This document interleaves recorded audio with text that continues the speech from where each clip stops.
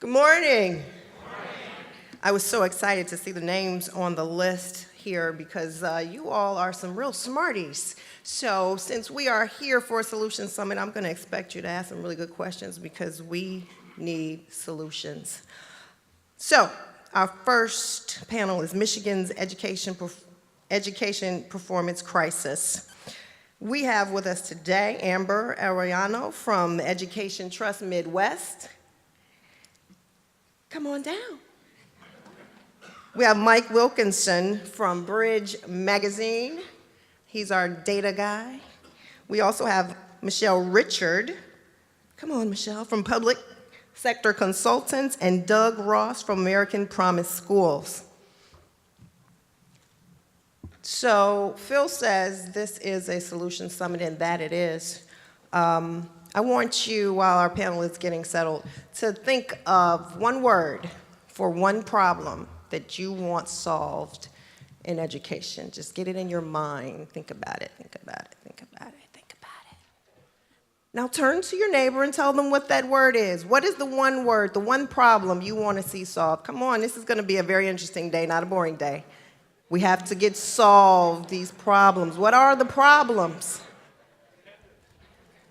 What are they? That's right. Okay, one word, just one. That was a lot of words.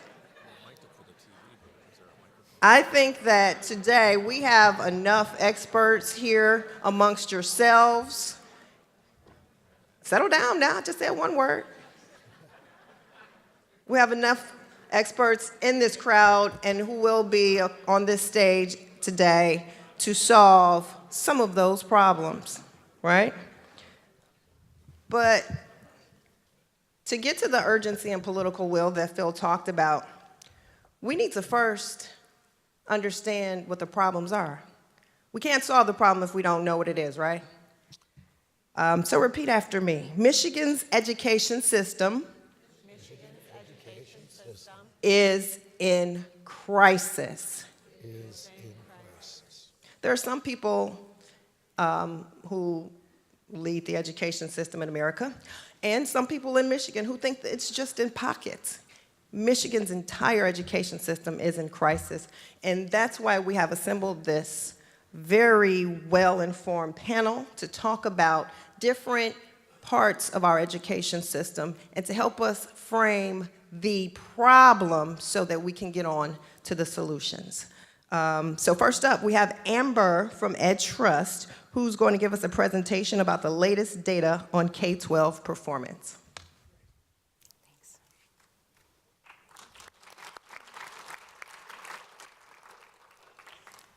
Good morning, everyone.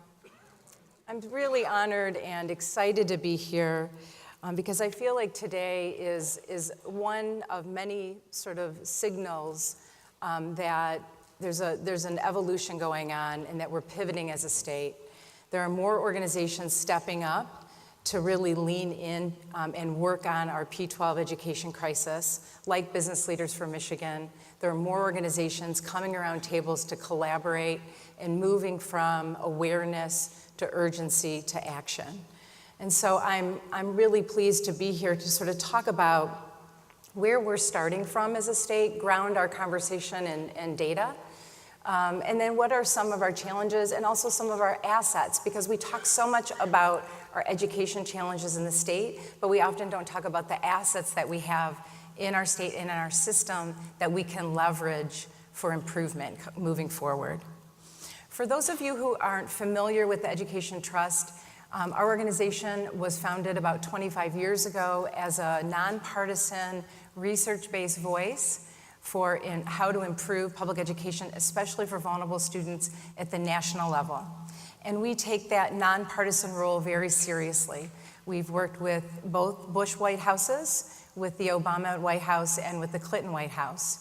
And today, our new president is former U.S. Secretary of Education, John King Jr., who is not only a terrific leader, but also is a terrific person to serve. And over the last several years, I've had the privilege of leading the Education Trust Midwest. This is the Midwest division of the Education Trust. And we have been really now on about a 4-year campaign to make Michigan a top 10 education state for all groups of students, no matter who they are or what their background. And my team would kill me if I didn't mention that if you are interested in the data today, if you're interested in our reports or joining this conversation that we have been really trying to get going in Michigan for a long time now, you can check out, you can text the number here at the bottom of the screen or go to our website, www.michiganachieves.com. So how are we doing? Well, as many of you know, we really have our work cut out for us. Today, Michigan is a bottom 10 state for educational outcomes by practically any measure that we can look at that give us comparable data across the country. And so there was a myth in Michigan, I think for many years, it's been outdated really for well over a decade, but it still persists, that only African American and poor and Latino children are really the ones that are struggling with low achievement in our state. But that hasn't been true for a long time. And the national assessment has sort of laid this out since the early 2000s. This decline has been dramatic and persistent for more than 15 years now. We're going to get more data later this year. And given the trends, we're not expecting this to change much. But just to give you a sense, white students went from 13th in 2003 to 49th in 2015. And higher income students have also dropped significantly in terms of student achievement. And when we have done projections based on our current trajectory, we're projecting that in 15 years, unless we change course in what we're doing now, that all students will be 48th, 49th, or 50th in the country in terms of student learning on the national assessment. We're also now among the states that have seen the largest declines over the last 3 years in really important indicators like early literacy or third grade reading. And this is really important because third grade reading, as you all know, is one of the most important predictors that we have in terms of how students are going to be doing in their K-12 career, and also what their lifetime learnings look like and what employment looks like. And it's also important because this new data is based on the M-STEP, our state assessment. And for many years now, I mean, at least a decade, we've heard a lot of leaders and even educators in the field talk about the other slide that I show you, talk about that data and say, you know, that's not really valid. We can't rely on that. The national assessment doesn't assess all our students. Well, now we have new data that tell us that, yes, the decline is real. Yes, the crisis is urgent. And yes, it's true for all groups of students.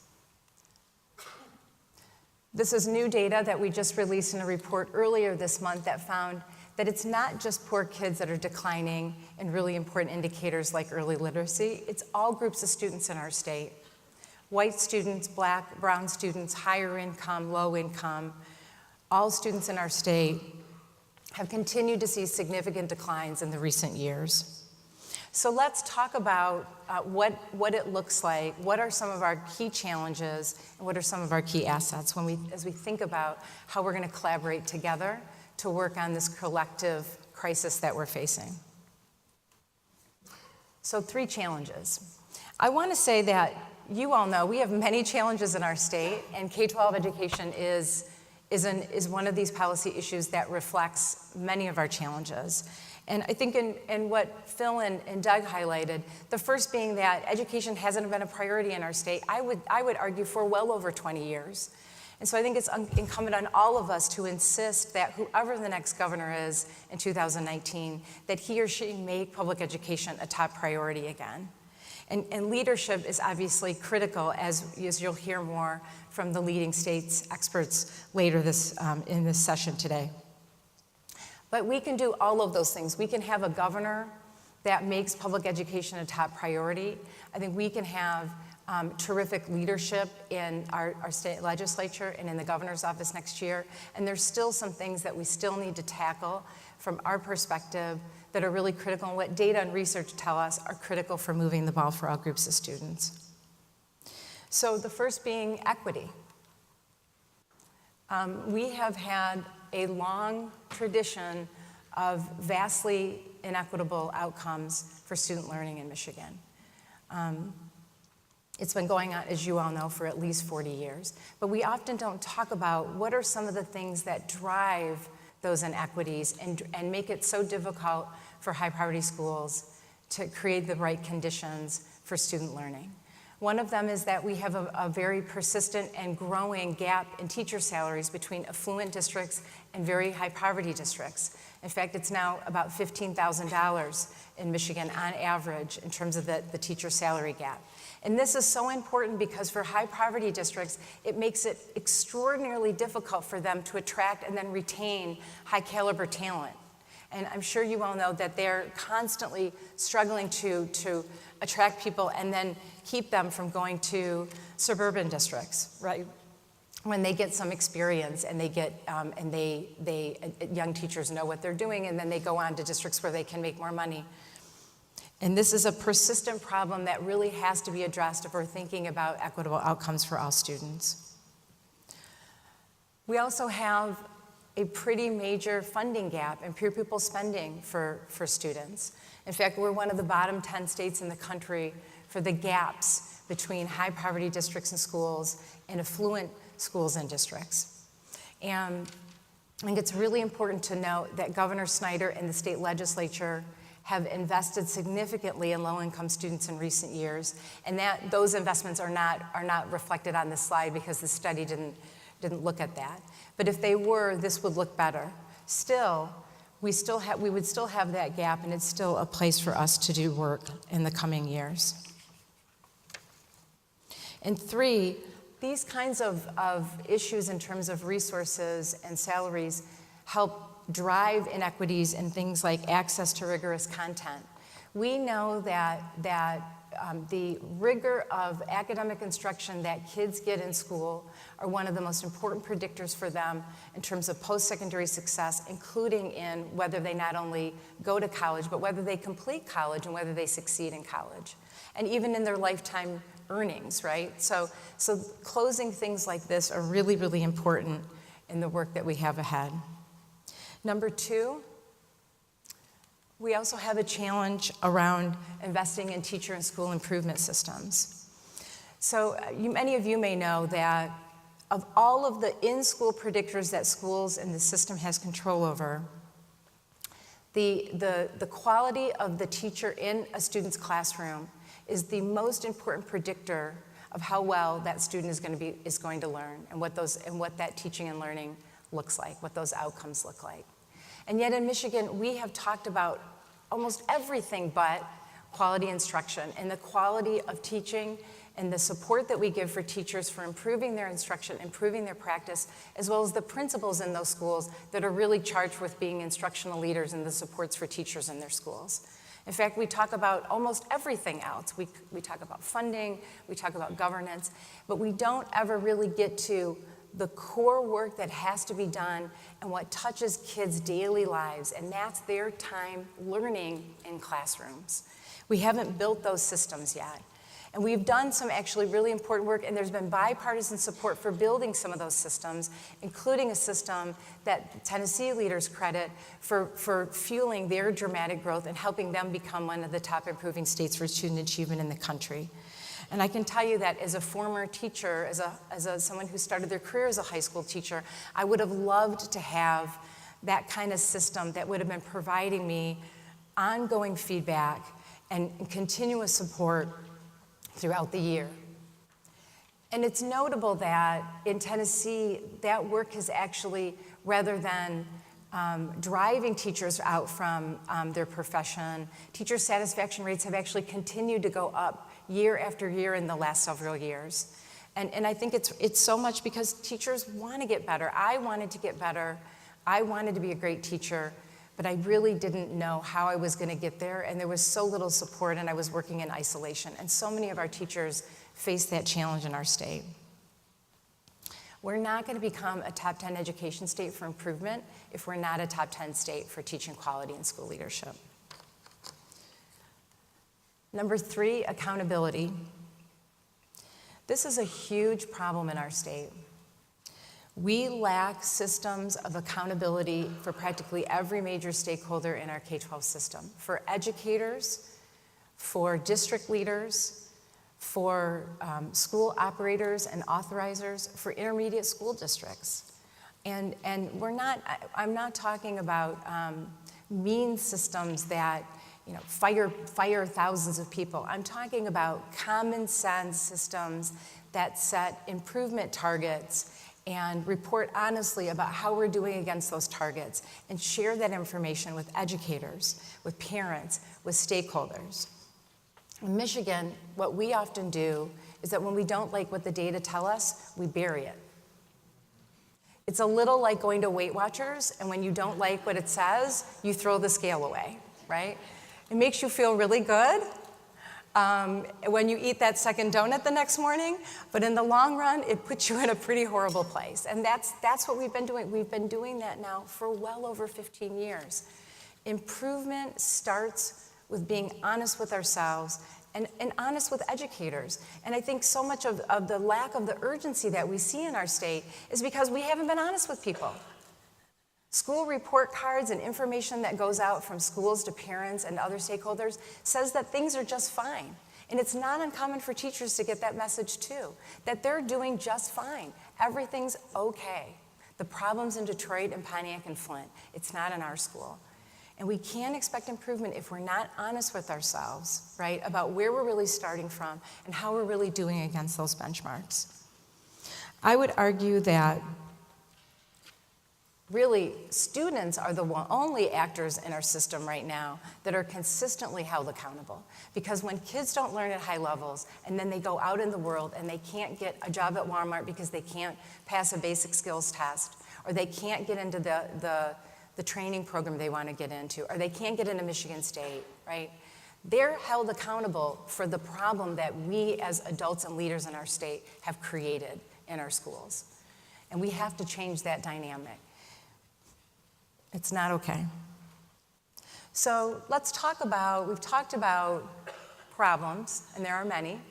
So let's talk about what are some of our assets. What are some of the things that we can leverage to drive improvement in our K-12 system?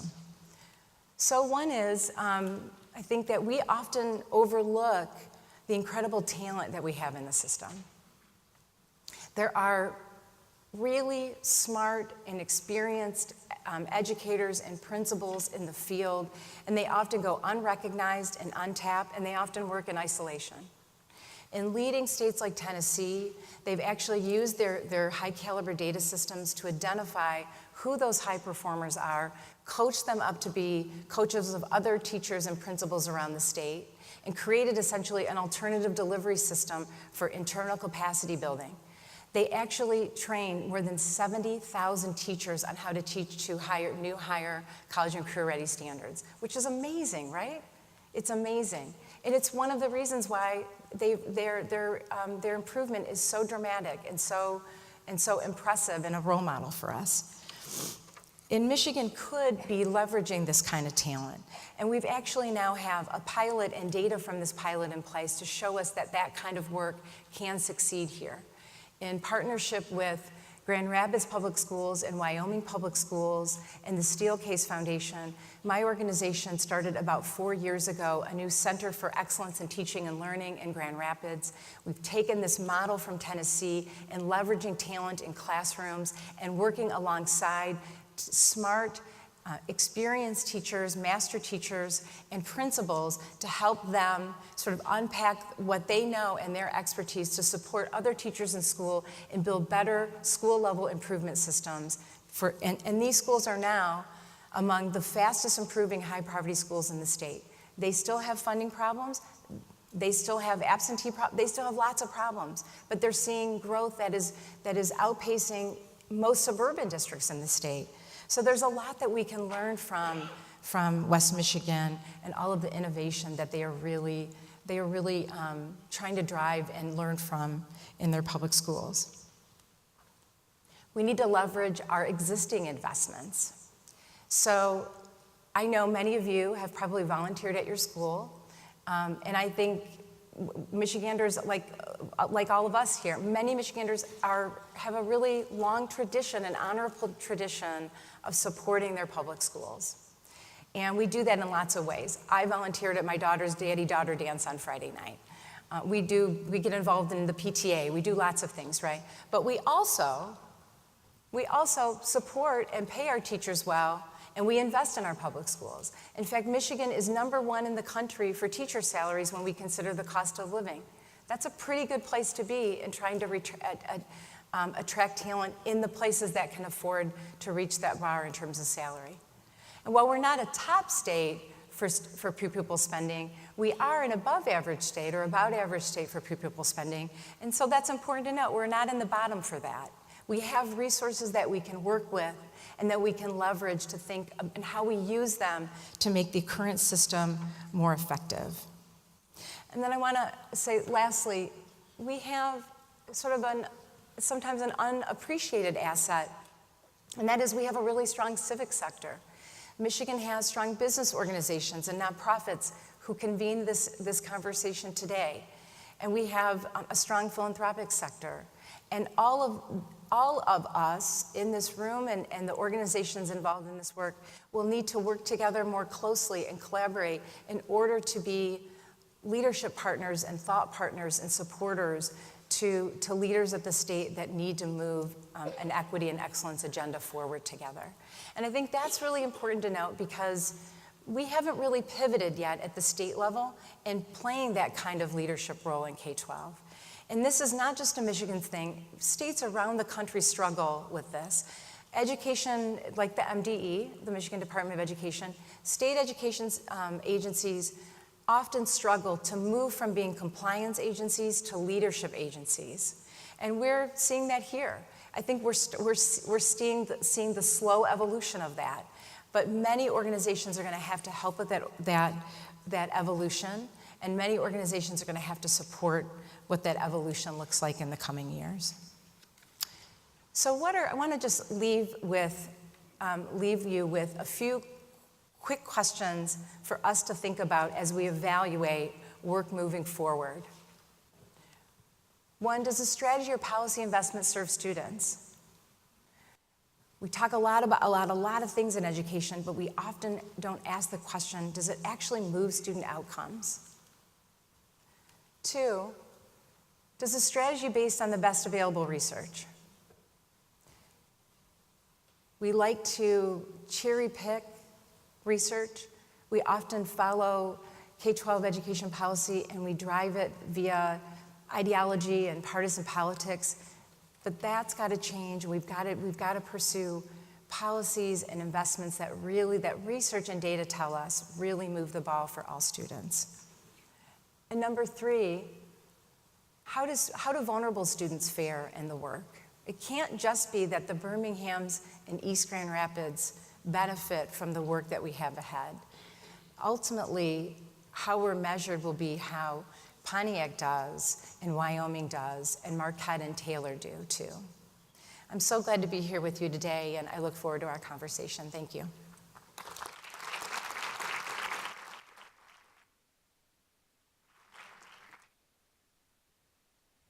How many of these have we done together, Amber? So many. A few. That's because we're trying to talk about the problems in order to get to the solutions. So we got that right. Every demographic, race, and class of student in Michigan is falling behind other states. We got that right? Okay, so we know that's our crisis. We're going to get to some solutions. But first, Mike Wilkinson from Bridge is going to discuss Bridge Magazine's 2018 Academic State Champs Report and what it tells us about poverty and performance. Could you put up the third one?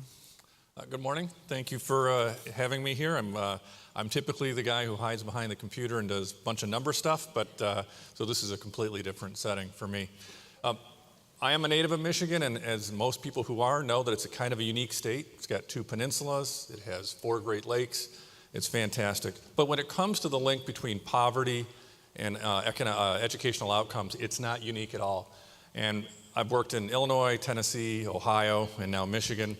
And I could put this chart up in almost every place when I worked. I'm not sure if Tennessee has solved this problem since I was there in the 90s, but this is looking at the third grade reading and socioeconomics. On the left, you have poor districts. On the right, you have rich districts. And it's not just income, it's parental educational levels, it's unemployment, it is income as well, but it's a number of factors. And you see this is on the very far left, that big circle is Detroit. The average third grader in Detroit is 2 grade levels below third grade on their average score. So when they start third grade, they're basically at a first grade level. There obviously are some that are even lower than that. And if you go to the other side, you have the districts that are very wealthy, the Birminghams, the Oklamas's, the Forest Hills. They're all above. Some of them, these kids walk in the third grade and they are at the 5th grade level.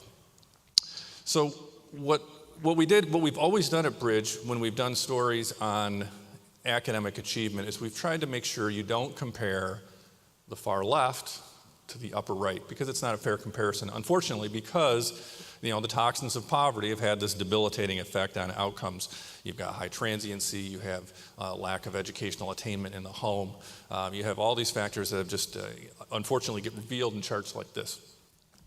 So what we've always done is we've tried to factor in as best we can the districts that are overachieving based on what you would expect. So you look at this one, and above Detroit, there's a district that's doing a little bit better, so you could say that's doing better than expected. What we did this year was we used some data from Stanford University, and they tried to get at this question a little bit differently. They kind of found the same things, and this is some of their same data. They wanted to know what is the impact on learning. And so they took the factors of these test scores, and they looked at them in 3rd grade and in 8th grade. Can you throw up the 8th grade one, please? Same thing. The kids in the third, here, the Detroit, they're still 2 grade levels, 2.5 grade levels below 8th grade, so they're in the 5.5 grade, or 5th grade, I should say. And the upper right, some of those school districts, there's like 4 or 7 districts in the state where those kids in 8th grade are on average at 10th grade level. So they found the exact same thing, but they did a little thing. What they did differently was they said, what is the growth rate? What is the change from 3rd to 8th grade? And what they found, throw up the total.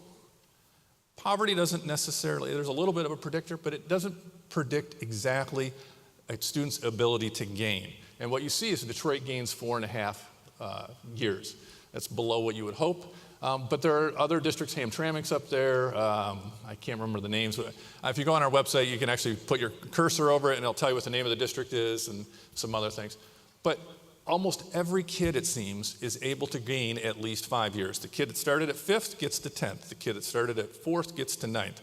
And that's kind of interesting because if we could get everybody to the starting line at the same spot, 3rd grade, maybe they are at 8th grade level in 8th grade, maybe they are at 12th grade at by the time they graduate, and more people in the state are career and college ready.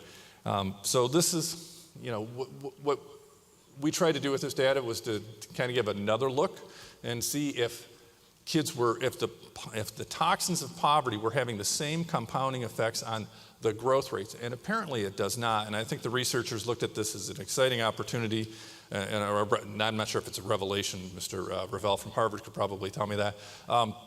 But it gives us some sense of hope that if we can get everyone to the starting point, maybe it takes more early childhood, maybe more interventions in kindergarten, 1st and 2nd grade. But students everywhere have the ability to learn, and poverty does not predict that as well as it does on overall success. So I will cede the rest of my time to Michelle, but I just wanted to do a little bit of recap on that, and I thank you for the time.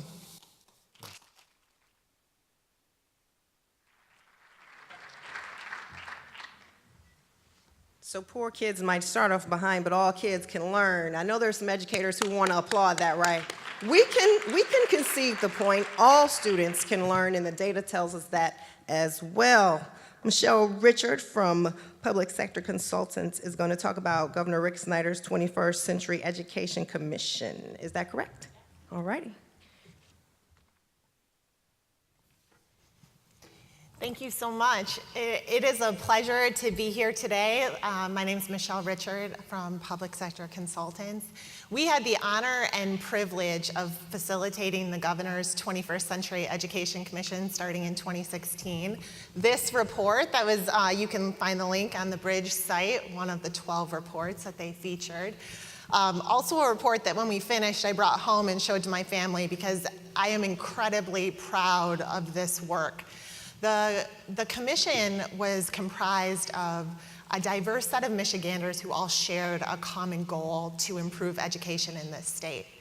They represented educators from early childhood, K-12, higher ed, business leaders, community leaders, union representatives, administrators, and they were committed to having a consensus report, which means that every single recommendation that appears in that report had the support of the people in the room because they took a step back from their own agendas and said, we need to plot a path forward for Michigan. That conversation started in the same place that we're starting our conversation today with trying to understand performance in our state. And I don't have slides today because Amber and Mike always do an outstanding job of explaining what the problem is. And if you look at this report, or any of the 12 that Bridge wrote about, they talk about the same problem. And I think that it's a really exciting step to say that we don't fight about the data when it comes to the people publishing these reports. We all cite the same things. We're 41st in 4th grade reading. We get worse if you start to disaggregate the data by race, by socioeconomic status, and that holds like Chastity highlighted for every single metric that you look at. Michigan is underperforming. The commission felt a tremendous sense of urgency about that and really prioritized saying, how do we get our fellow Michiganders to feel that urgency? And one of the things that we talk about in the report is the fact that what do we want for our children? If we were to all pause and think about our children, our grandchildren, our neighbors, what is it that we want for them? We want them to be safe, happy, healthy. We want them to thrive. We want them to be able to make decisions in their life that help them prosper. And we know that more and more, if we want to achieve prosperity, that requires a post-secondary education. Not necessarily a four-year degree, but being able to pursue a credential after post-secondary, after high school, is critical for our students to be able to achieve success. If you have a post-secondary credential, you are less likely to be unemployed. You are more likely to command a higher salary. We know that education is still the primary driver for individuals to be able to achieve success. That's true for our state, too. States that have a higher proportion of individuals with post-secondary credentials are more successful. And we need to make sure that our students are leaving the K-12 system prepared to take that next step, prepared to make a choice, not to walk down a predetermined path, but to make that decision for themselves. I think that one of the challenges when it comes to building urgency around this problem is while we agree that our rankings have fallen, it can sometimes be hard to tell in our schools and in our communities. One of the reasons is that the reason primarily that Michigan's ranking has fallen is because other states are doing a lot better. In some cases, we've declined, but in a lot of places, other states are accelerating and growing at a much greater rate than Michigan. It can be hard to see that. You don't walk into the classrooms across the state. In some places, we're not doing as well as we once did, but it's stagnant. And I think that's a big piece that I hope we can talk more about today, is how do you convince Michiganders that this is a problem that affects their children? When Amber was presenting about what happens 15 years from now, I have a 3-month-old, and he's going to be in high school then.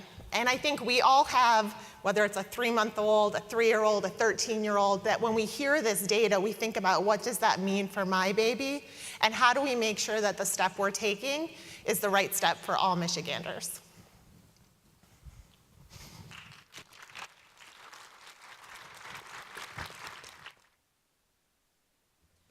Okay, so we know what the problem is, and as Mike explained with that bridge bubble chart, we know our students can learn and progress, and we know from Michelle that the policymakers are paying attention. So what now? Doug Ross is going to talk about why he and other bipartisan statewide leaders are making a bold plea for the 2018 statewide elections. This is a policy issue. What do you do? Come on down, Doug, talk about it. Thank you.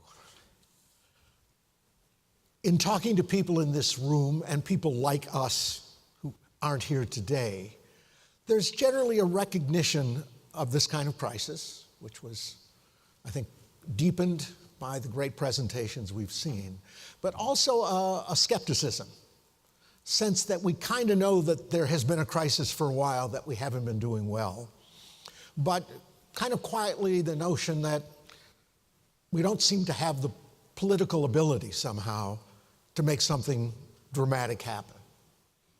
So I think the question now becomes, so what do we do and how do we get it done? The good news is, I think as a result of these quality reports and recommendations that have come out from almost all parts of the community over the past year, the outline of the what is increasingly clear. That first, there has to be clear definition of the outcomes we want for kids and how we're going to assess them, and then we have to leave them in place for a decade or more, because continuing to move the goalposts defeats alignment and really success. Secondly, we have to have a concerted effort to improve the quality of the teacher and school leader workforce in the state. As Amber said, virtually every state or nation we look at that has been successful has that as the centerpiece. Third, we need some capacity in this state, which we don't have right now, to identify what those learning strategies, teaching and learning strategies and practices are, and then to be able to organize, making sure that those are shared with teachers and school leaders so they can be implemented well. To some degree, we wander in the dark. Seems to be an agreement that it is time to attempt to define what kind of investment we need to make in order to achieve the outcomes we want, with formulas clearly reflecting that the education of low-income children, English as second language speaking children, and special needs children is greater, and that we have to step up to it. We need to continue to build ultimately a nation-leading system of preschool. And finally, in terms of governance, we need the buck to stop either with the governor's office or the state board, but not both. And so the what, at least at that level, is, I think, increasingly clear. Question is now how. Now, given my own checkered career as a state legislator, chief innovation officer for DPS, and a charter leader, I'm actually the poster boy for our past failures. But embracing Winston Churchill's notion that success is maintaining enthusiasm between failures, I am going to overcome what is well-earned humility and tell you what I think it is that we need to do.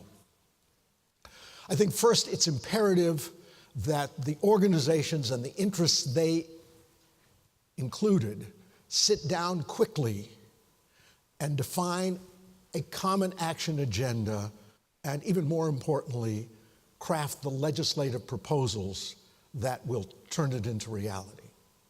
This is a tough enough deal that we really can't afford competing agendas. And I think that needs to happen now.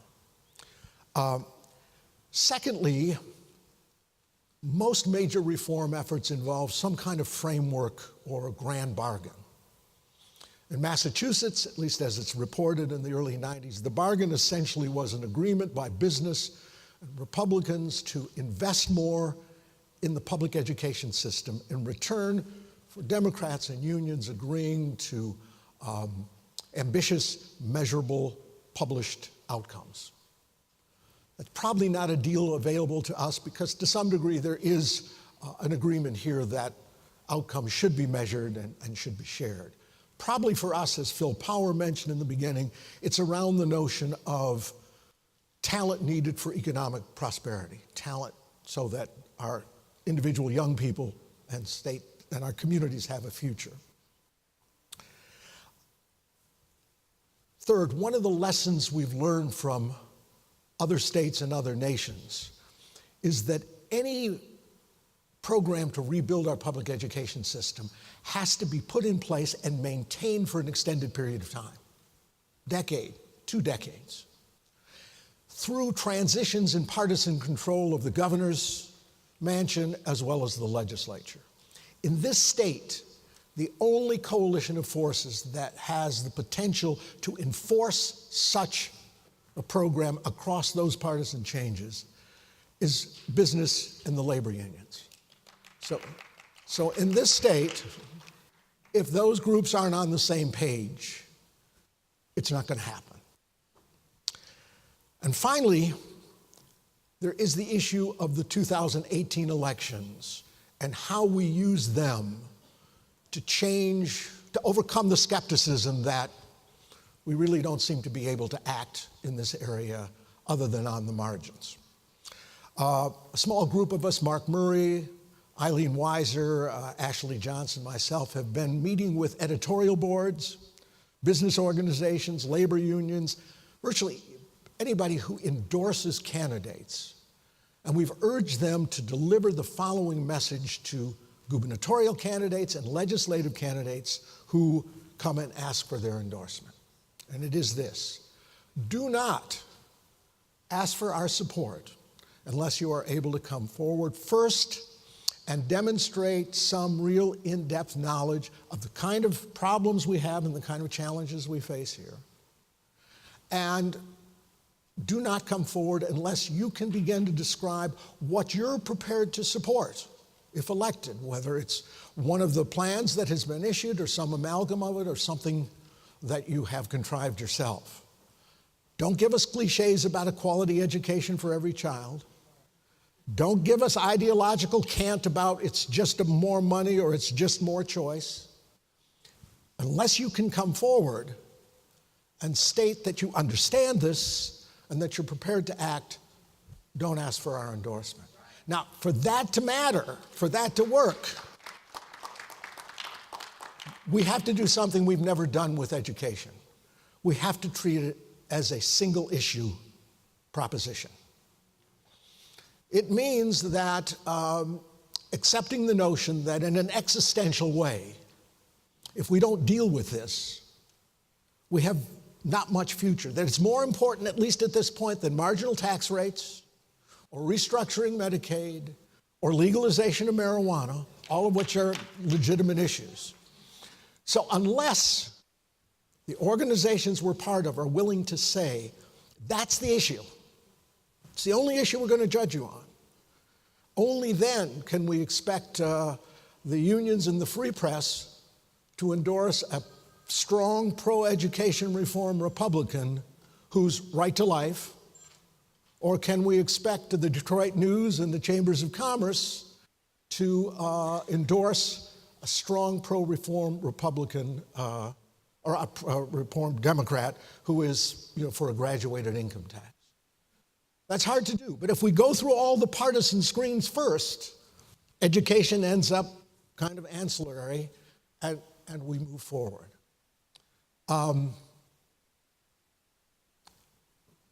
Most of us in this room, and I know a lot of you, are kind of like a family, albeit a somewhat dysfunctional one, but a family, really get a major part of our identity from our desire to make the world a better place, to make a difference. And if we are not able, by the end of 2019, to look up and say, we have enacted a broad, sensible, bipartisan reform package that puts us on the path to dramatic improvement, we really will have left our young people, several million of them over the next decade, to a very uninviting future. And if that happens, I'm going to ask to come back with the permission of the bridge and advocate for very liberalized access to marijuana as the only recourse for a community to deal with the reality of seeing itself fall behind the rest of America and the world. Thank you very much.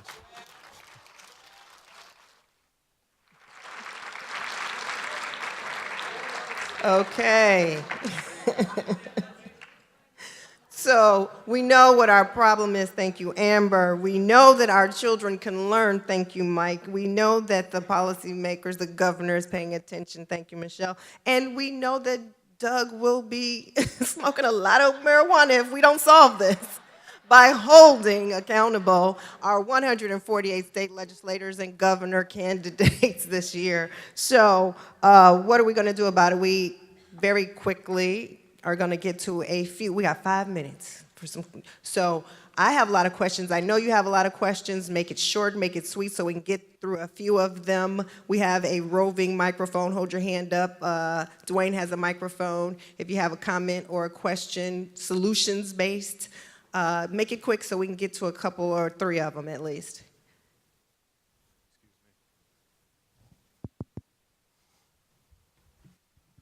All right, give us your name and give us your question. Keep in mind, keep it quick. Oh, you came to me first. Praise God, everybody. Mr. Ross, thank you. I am Cheryl Clark, an advocate and a citizen of Detroit, Michigan. I have statements. One of the things that I talked about with my friend who became superintendent of school board back in the 90s was we need to change our books, the educational system. We have a lot of people in Michigan who are successful families, and they can tell the story, and the children can touch their stories because they are people from Michigan, number one. The first place children go when they leave home is school. I advocated years ago about our teachers getting paid, starting at $100,000 a year, starting. That's something that we need to advocate for. Accountability for parents and teachers. We need one unison platform, like Mr. Ross talked about, across the board. Because when you have everybody on the same page, it's a thrust. So you got parents with a platform and the teachers that all the schools follow, which will put all of us on the same plane. Am I up? Couple more. Okay. Sort of, kind of. Sustainability, accountability in our environment. That means that we got to go out into the community and talk with our parents, our children, and get them on the same page of understanding their environment where they live is very important. So that's where sustainability. All right, hands. Thank you. Let me see. All right, real quick. Hi, Keith Sendler. My question is, I'm hearing a lot about money, the need to spend more money, but I'm not hearing anybody talking about our value as a culture for education. You know, I grew up lower income, working class, 4 kids. We had 2 valedictorians, you know, we're all top 10 in our school. We were never tutored, we never had anything, but there was a value of learning. And it seems to me that in our, you know, that we're not talking about that. So when kids are coming into these, into school, you know, they're at deficits. Anybody want to tackle that? A culture shift from manufacturing to 4-year, 6-year college attainment needs to happen. Go ahead, Amber. Hi. You know, I think it's a good point, and certainly, you know, cultural change takes a couple generations, right? We're moving from an industrial economy to a global knowledge economy, and that takes time. But I also just want to caution that I worry that the culture thing can scapegoat parents and families. I you know, do a lot of speaking engagements. I do a lot of radio shows and call-in shows, and I'm amazed at how many people will say, isn't our problem that Michigan students are just not as interested in school? Or they're just, you know, their parents don't care, they're not as smart. I mean, you can't believe the things that people will say. So I think it's really important for all of us to make sure that we're communicating to people as leaders that our kids are not somehow innately inferior to kids in other states, right? Teenagers are teenagers in all states, right? And my 5-year-old daughter, who's a kindergartner in a Michigan public school, is not somehow less excited about learning than kindergartners in Tennessee or Massachusetts. I think that in schools so often set the culture and they set the expectations. And I'm like you, I grew up in a very working class family. I'm the first person in my family to go to college. And my mom and dad couldn't tell me anything about how I got to college, but my teachers did. And not all of them, but some of them encouraged me, and they did have high expectations for me. And so this is a leadership problem. And the question in the end, and ultimately in the end of this session at least, is do we as a state have the same values and the same bar as other states that have leapfrogged ahead of us? Thank you, Mike, Amber, Michelle, and Doug. We are now going to move into a discussion of that very topic. How and why are other states succeeding while Michigan is fading? Don't go anywhere. Coming next.